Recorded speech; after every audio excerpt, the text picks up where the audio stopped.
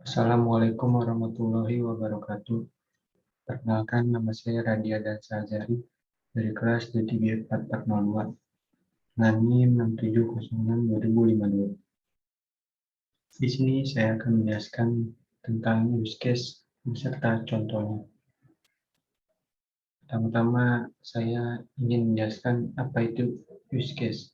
Use case diagram adalah satu dari berbagai jenis diagram UML atau Unified Modeling Language yang menggambarkan hubungan interaksi antara sistem dan aktor.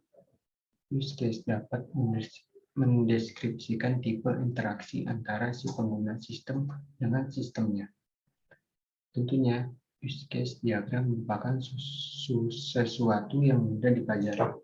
Langkah awal untuk melakukan permodelan tentu perlunya suatu diagram yang mampu menjabarkan aksi aktor dan aksi sistem itu sendiri seperti yang terdapat pada use case diagram.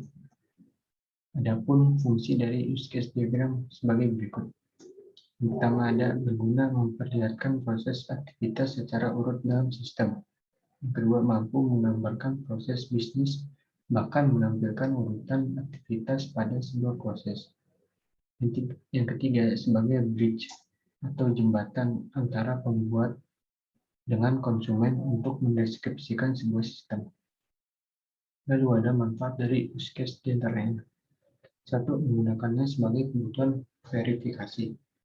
Kedua, menjadi gambaran interface dari sebuah sistem karena setiap sistem yang dibangun harusnya memiliki interface. Yang ketiga, mengidentifikasi siapa saja orang yang dapat berinteraksi dengan sistem serta apa yang dapat dilakukan oleh sistem. Yang keempat, ada memberikan kepastian mengenai kebutuhan sistem sehingga tidak membingungkan. Yang kelima, ada memudahkan proses komunikasi antara domain expert dan end user. Komponen-komponen pada use case diagram diantaranya sebagai berikut. Pertama ada sistem. Sebuah sistem digambarkan ke dalam bentuk persegi. Fungsinya untuk membatasi use case dengan interaksi dari luar sistem. Sistem pada umumnya diberikan label yang sesuai, namun umumnya sistem ini tidaklah diberi gambar karena kita tidak terlalu memberikan makna pada sebuah diagram. Kedua, aktor. Banyak yang berspekulasi bahwa aktor adalah bagian dari diagram.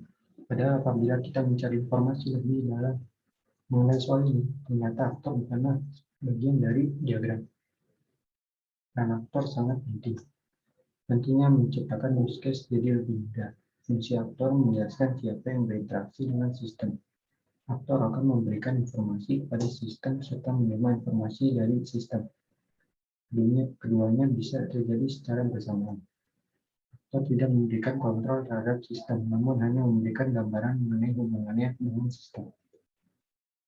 Selanjutnya ada simbol-simbol pada use case diagram.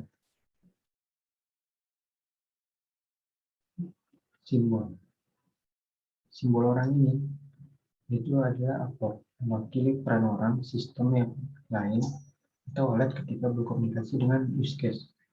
Kemudian lingkaran ini simbol yang disebut use case, abstraksi dan interaksi antara sistem dan aktor. Dan simbol yang panah ke arah kanan ini adalah association, adalah abstraksi dari penghubung antara aktor dengan use case. Dan panah yang putus-putus kayak gini, generalisasi adalah menunjukkan spesialisasi aktor untuk dapat berpartisipasi dengan use case. Dan panah menghadap ke kiri, include, dan menunjukkan bahwa suatu use case seluruhnya merupakan fungsionalitas dari use case lainnya.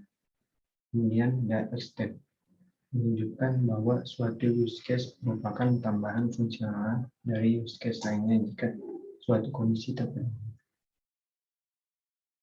Berikut beberapa contoh dari use case diagram beserta penjelasannya. Ini ada pembayaran OVO. Ini ada diagram use case OVO. Saya akan menjelaskan sedikit tentang OVO. OVO adalah aplikasi pintar yang memberikan kemudahan dalam berinteraksi, atau OVO Cache, serta berfungsi untuk mengumpulkan poin di banyak tempat, OVO atau OVO Point. Inilah contoh use case diagram studi kasus pada OVO. Gambar di atas merupakan contoh use case diagram pada OVO. Adapun penjelasannya sebagai berikut ini. Yang pertama ada user. User orang yang mendapat mengakses atau menggunakan aplikasi OVO, mulai dari login ke aplikasi hingga melakukan aksi terhadap aplikasi seperti top-up saldo, transfer, dan payment. Yang kedua ada register. Register merupakan langkah pertama yang dilakukan user ketika ia tidak mempunyai akses pada aplikasi OVO. Mendaftarkan data diri ke dalam aplikasi yang akan dikenali. Ketiga ada login. Setelah mendapatkan akun, user harus melakukan login agar dapat mengakses berbagai fitur aplikasi OVO. Keempat ada top up. Suatu kegiatan yang dilakukan user untuk mengisi ulang saldo OVO. Dapat dua pilihan alternatif untuk melakukan top up saldo, yaitu melalui ATM dan internet banking. Yang kelima ada transfer. Transfer berfungsi untuk mengirim atau membagikan saldo dalam aplikasi OVO ke pengguna lain, baik sesama OVO atau ke rekening tertentu. Yang terakhir ada payment. Ketika user memilih menu payment, maka user dapat melakukan pembayaran lewat aplikasi. Contoh kedua ada mesin ATM, diagram mesin ATM. Aktor yang terlibat adalah nasabah, pihak bank, dan operator ATM. Use case yang ada session, transaksi, transfer, tarik tunai, cek saldo, sistem startup, dan sistem shutdown. Ini beberapa penjelasan lengkap dari use case tersebut. Yang pertama ada sistem startup. Sistem ini akan dihidupkan oleh operator ketika mengarahkan switch ke posisi on. Operator akan memasukkan sejumlah uang yang tersedia pada brankas ATM, sehingga mesin pun dapat terkoneksi ke bank dan nasabah dapat melakukan berbagai transaksi pada mesin ATM. Kedua ada sistem shutdown. Sistem akan dimatikan ketika operator sudah memastikan bahwa tidak ada lagi nasabah yang menggunakan mesin, dan biasanya ketika akan melakukan maintenance caranya dengan mengarahkan switch ke posisi off.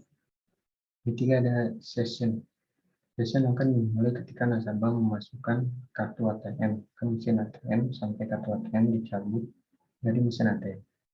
Keempat ada transaksi. Transaksi yang meliputi transfer, tarik tunai, dan cek saldo. Yang keempat ada transfer. Transfer terbagi menjadi dua, yaitu transfer antara sesama bank atau berbeda bank. Jika transfer berbeda bank, maka diperlukan memasukkan kode bank tujuan. Yang terakhir ada tarik tunai. Tarik tunai merupakan proses menarik uang dari saldo, biasanya tertera pada menu tampilan utama. Terus ada cek saldo. Cek saldo berfungsi untuk mendapatkan suatu informasi pada rekening seorang nasabah terkait saldo yang dimiliki. Baik, itulah beberapa contoh mengenai use case beserta deskripsi atau penjelasan yang dapat disampaikan. Bila ada kekurangannya, mohon dimaafkan. Bila itu wal hidayah. Wassalamualaikum warahmatullahi wabarakatuh.